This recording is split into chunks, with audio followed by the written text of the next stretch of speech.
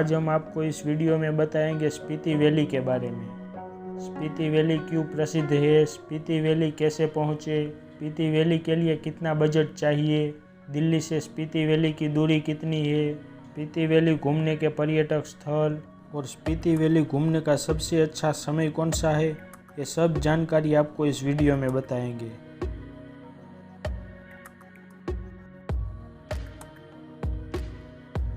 Spiti valley जो हिमाचल प्रदेश में स्थित एक बहुत ही खूबसूरत घाटी है और साथ ही भारत की सबसे ऊंची वैली में से एक है।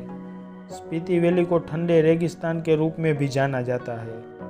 स्पीति नाम का अर्थ है मध्य भूमि, अर्थात तिब्बत और भारत के बीच भूमि। स्पीति घाटी समुद्र तल से लगभग 12,500 फीट की ऊंचाई पर स्थित है। यहाँ पर रहने वाले लोग आपको ज़्यादातर बुद्ध धर्म के पालन करते हुए दिखाई देंगे।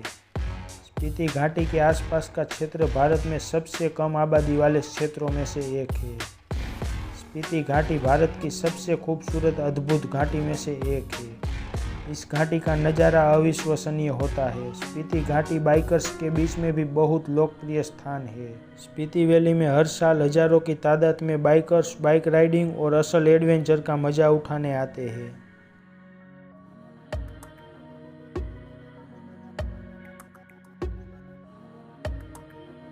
इस घाटी के हर मोड़ पे आपको एक अलग ही दुनिया का एहसास होगा। अंग्रेजी में इस जगह को वर्ल्ड्स इन द वर्ल्ड भी कहा जाता है, मतलब दुनिया के अंदर एक और नई दुनिया। इस घाटी के हर एक नए मोड़ पर आपको एक अलग ही नज़ारा देखने को मिलेगा। स्पीति वैली पर्यटकों के लिए साल में 250 दिनों के लिए ही खुली होती है। बाकी के बचे हुए 100 दिनों में यहाँ पर भारी मात्रा में बर्फबारी होती है। इस बर्फबारी की वजह से यहाँ एक साधारण कार का आना असंभव है, लेकिन अगर किसी को असल में कुछ तूफानी करना है और एक अलग ही लेवल के एडवेंचर का मज़ा उठाना है तो आप यहाँ पर 4x4 कार लेके स्पीति वैली आ सकते हो।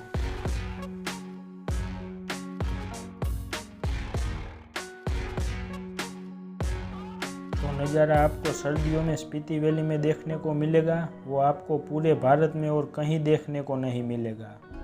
स्पीति वैली में अक्टूबर के बाद से ही बर्फ़ गिरना शुरू हो जाती है और यह बर्फबारी पूरी सर्दियाँ चलती रहती है।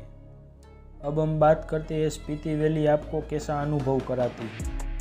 स्पीति वैली आपको प्रकृति की सुंदरता, स्वच्छ वातावरण और एक असल एडवेंचर का अनुभव बहुत अच्छी से कराती है।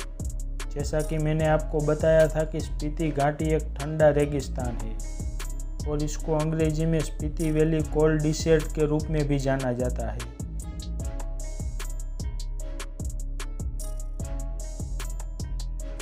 इसलिए आपको यहाँ सभी मौसम में अत्यधिक ठंडे तापमान का अनुभव होता है, लेकिन गर्मी में निश्चित रूप से अन्य मौसम की तुलना में यहाँ का तापमान थोड़ा सुखद रहता है।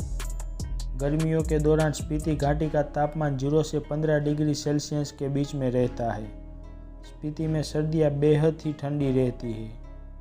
स्पीति की सीमा उत्तर में लद्दाख, पूर्व में तिब्बत, दक्षिण पूर्व में किन्नौर और उत्तर में कुल्लू घाटी से लगती है।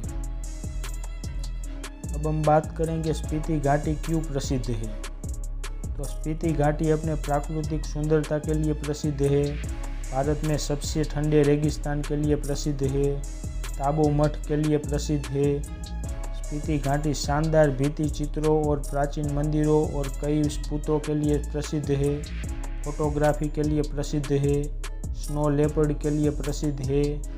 स्पीति घाटी दुनिया का सबसे ऊंचा डाकघर के लिए भी प्रसिद्ध है, जो समुद्र तल से 14,567 फीट की ऊंचाई पर स्थित है और सबसे खास बात करें तो बाइक राइडिंग और एडवेंचर के लिए भी प्रसिद्ध है।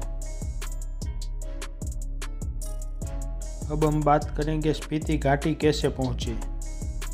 अगर आप हवाई मार्ग से जाना चाहते हैं तो स्पीति वैली का नज़दीकी हवाई अड्डा भुंतर में कुल्लू हवाई अड्डा है।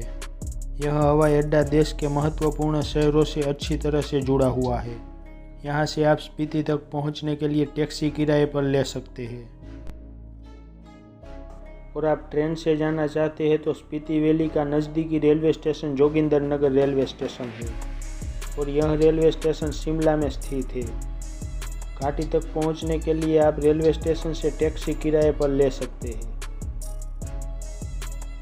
अब आता है मेरा सबसे पसंदीदा विकल्प। अगर आप स्पीति वैली के एडवेंचर का पूरा मज़ा उठाना चाहते हैं तो सड़क मार्ग से जाना सबसे शानदार विकल्प रहेगा। अगर आप मेरी तरह बाइक राइडिंग के भी शौकीन हैं तो आप यहाँ बाइक से भी जा सकते हैं, और अगर आप बाइक से नहीं जाना चाहते तो आप अपनी कार से भी जा सकते हैं। दोनों ही विकल्प आपके लिए शानदार रहेगा। अब हम बात करेंगे स्पीति घाटी जाने के लिए कितना बजट लगेगा। स्पीति वैली जाने का बजट पूरी तरह से आप पर निर्भर करता है कि आप कैसे इस घाटी का सफ़र पूरा करते हैं।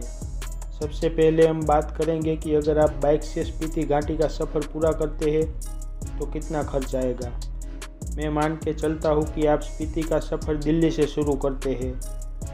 अब दिल्ली से स्पीति की कुल दूरी 706 किलोमीटर की है और स्पीति घाटी से मनाली की दूरी 177 किलोमीटर की है और मनाली से दिल्ली की दूरी 532 किलोमीटर की है। तो टोटल हो गए 1415 किलोमीटर। अब बात करते हैं कि पेट्रोल कितना लगेगा। सबसे पहले पेट्रोल की बात करें तो हम मान के चलते हैं कि 1500 किलोमीटर आपकी बाइक चलेगी। अगर आपकी बाइक 30 से 35 की माइलेज देती है तो हम मान लेते हैं कि 5000 से 6000 के बीच पेट्रोल का खर्च आएगा। अब होटल बजट की बात करें तो रहने के लिए आपको कितना खर्च आएगा। मेरे हिसाब से आपको इस घाटी का सफ़र पूरे करने में 7 से 8 दिन का समय लगेगा। आपको शिमला से चितकुल तक होटल 600 से 1000 के बीच में मिल जाएगी और चितकुल के बाद आपको रहने के लिए होम स्टे मिल जाएंगे। इनका शुल्क 300 रुपये से 500 के बीच रहता है। इसमें आपको 4000 से 5000 के बीच खर्च आएगा। अब हम बात करते हैं कि आपको खाने के लिए कितना पैसे खर्च होगा। नाश्ता तो आप 50 से 60 रुपये में बहुत आसानी से कर सकते हो और दिन का खाना आपको 100 से 120 रुपये में मिल जाएगा और रात का खाना भी आपको 100 रुपये से 120 के बीच में मिल जाएगा और यह टोटल हुआ 300 रुपये प्रतिदिन आपके खाने का खर्च। और आपका 8 दिन का हिसाब करें तो टोटल हुआ 2400 रुपये। तो बाइक से स्पीति वैली जाने में आपको 13400 के आसपास का खर्च आ सकता है। यह जो मैंने आपको बजट बताया है यह थोड़ा ज़्यादा भी हो सकता है और थोड़ा कम भी हो सकता है।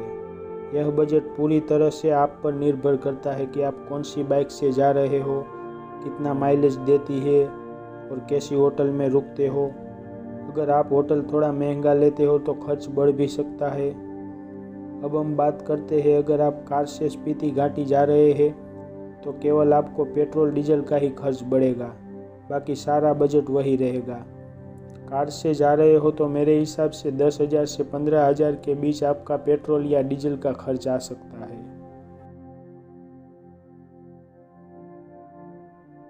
तो चलिए दोस्तों, आज का वीडियो यहीं पे ख़त्म करते हैं।